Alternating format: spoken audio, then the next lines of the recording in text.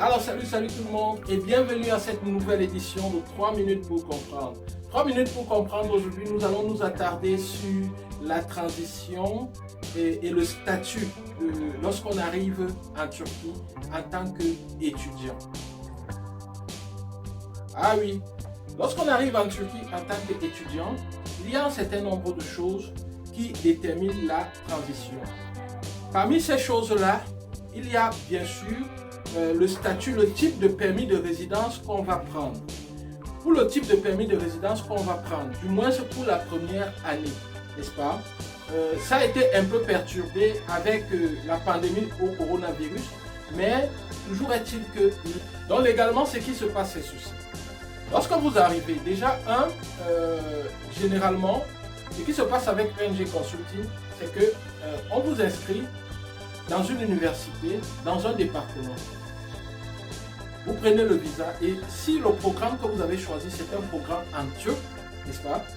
Vous prenez le visa et vous arrivez en Turquie. Lorsque vous arrivez en Turquie, vous êtes inscrit, par exemple, au département de... Je vais tirer la couverture de mon côté. Au département de génie chimique, n'est-ce pas? Et le programme est en turc. Lorsque vous arrivez en Turquie, ce qui se passe, c'est que vous allez à l'université, vous présentez. Maintenant, vous présentez tous les documents.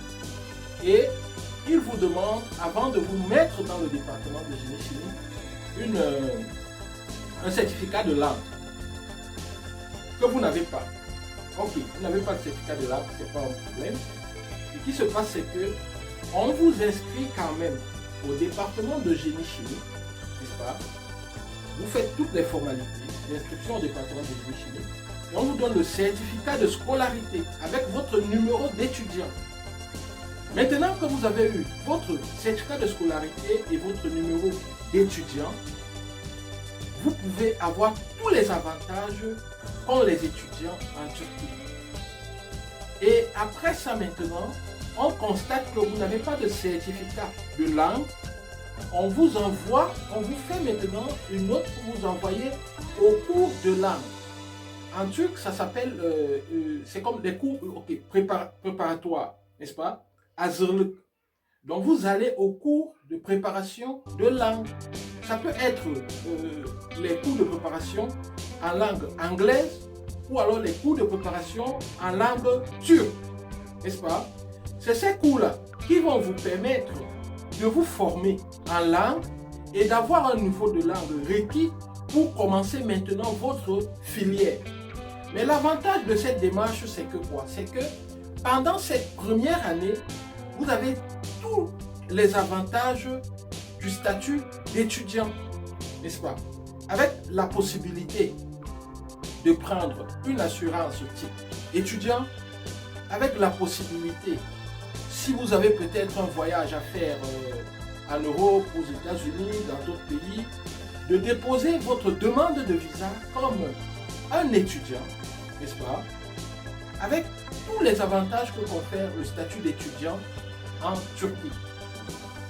Maintenant, si vous ne l'avez pas fait, ce n'est pas un problème, mais généralement, le type de résidence que vous aurez, c'est une résidence touristique. Parce que vous êtes comme quelqu'un qui est venu apprendre la langue uniquement. Donc là, on va vous inscrire au centre de langue et vous allez faire votre formation en langue.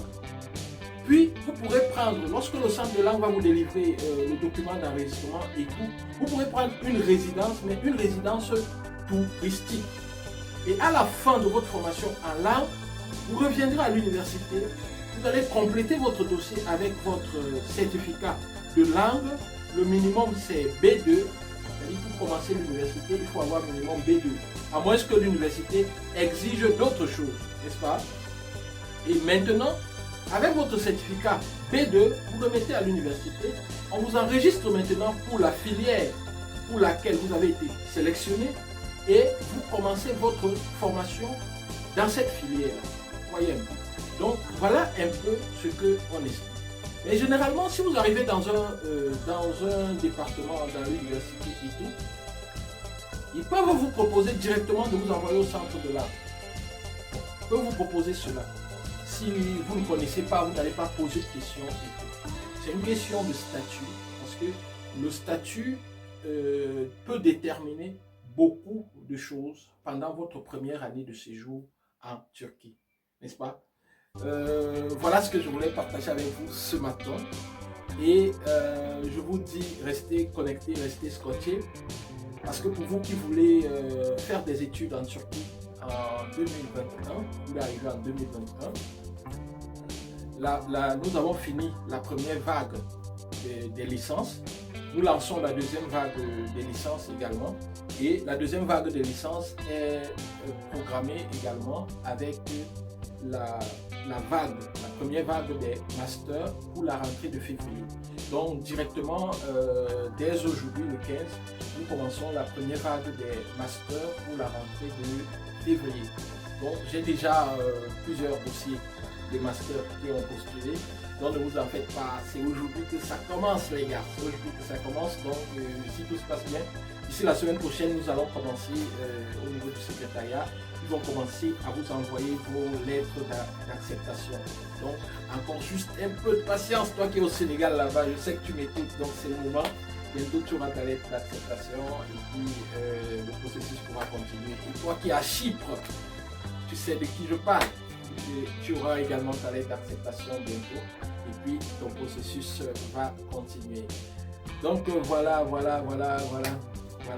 ce matin. Au revoir et à très bientôt. Bye bye.